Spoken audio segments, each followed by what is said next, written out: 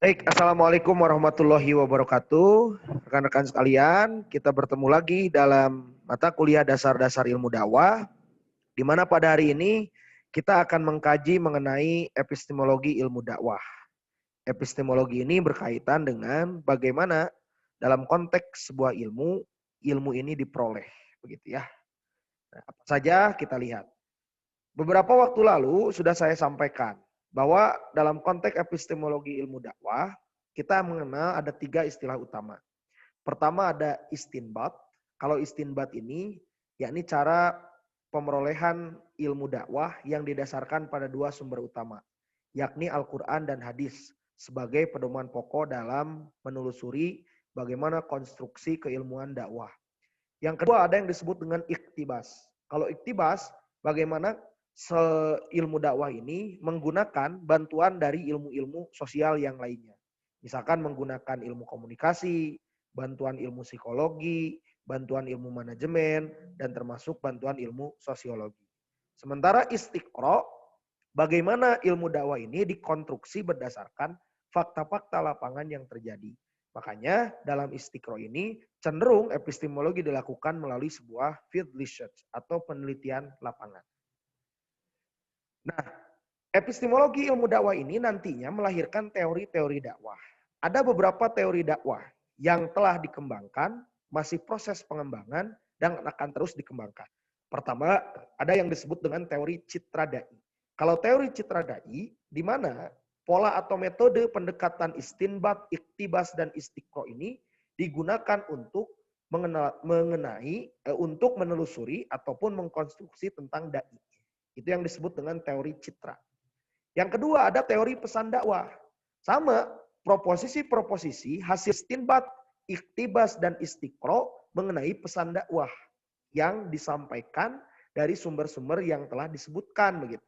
Misalkan dari sumber Al-Quran, hadis, dan sumber-sumber lainnya yang relevan.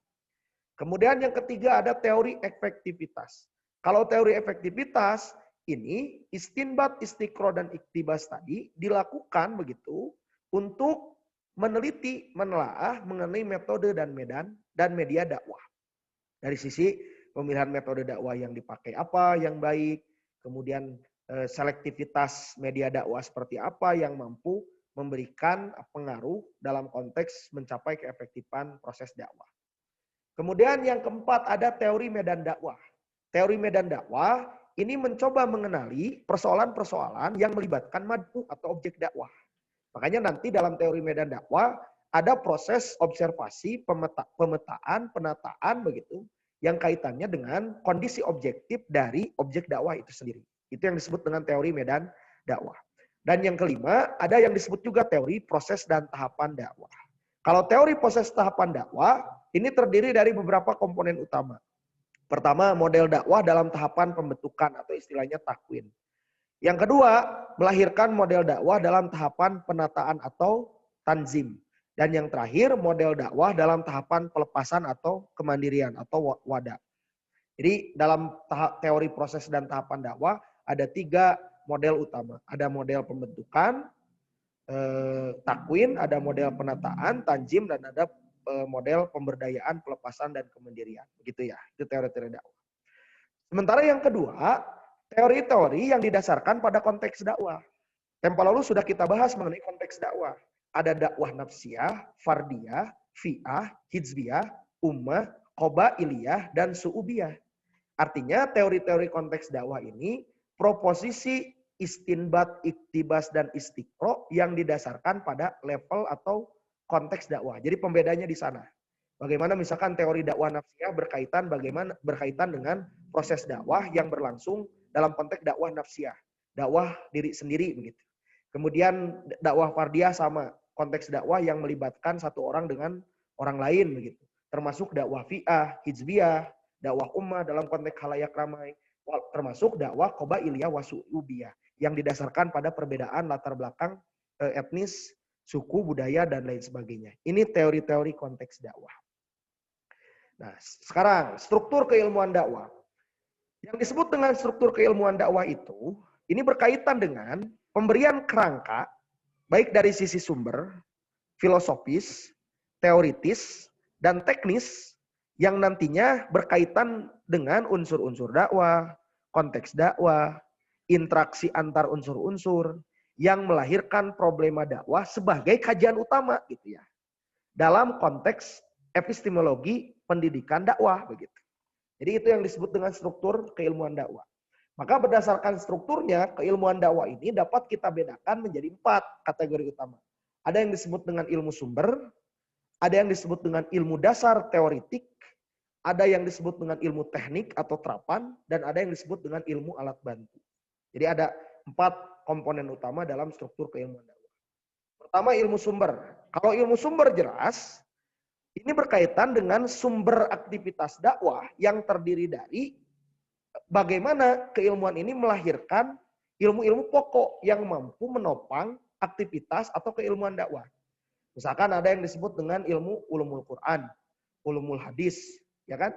Dan macam-macam ilmu lainnya yang berkaitan dengan ilmu sumber ini. Jadi kan sumber utama dakwah itu dari Al-Quran dan hadis, maka derivasinya nanti komponen utama dalam keilmuan dakwah ini nanti melahirkan ada yang disebut dengan ulumul Quran, ulumul hadis, dan lain sebagainya. Begitu ya.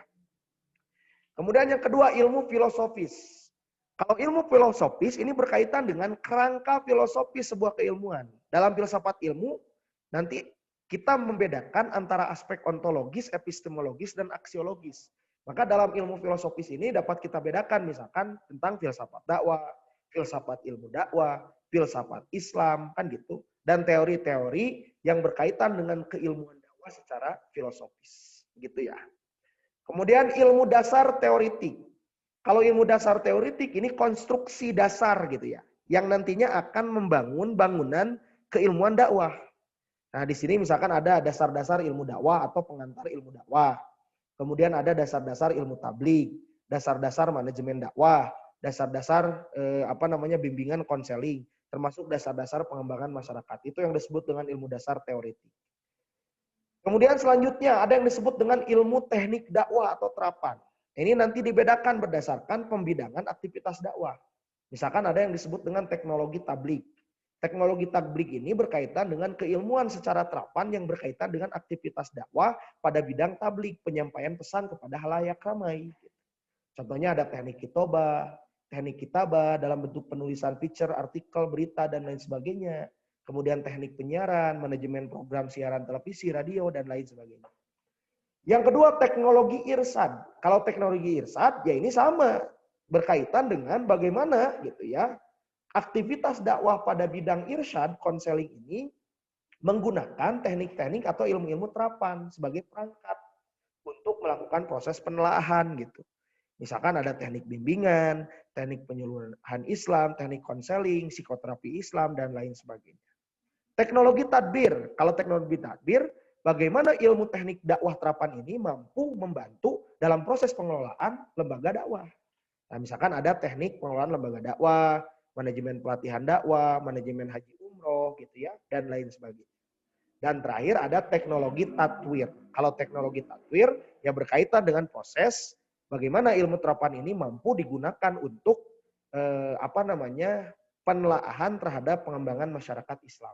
Contohnya dalam konteks teknik pengembangan SDM, pengembangan SDE, sumber daya ekonomi umat, dan pengembangan atau pemeliharaan lingkungan. Gitu ya. Itu ilmu-ilmu teknik dakwah.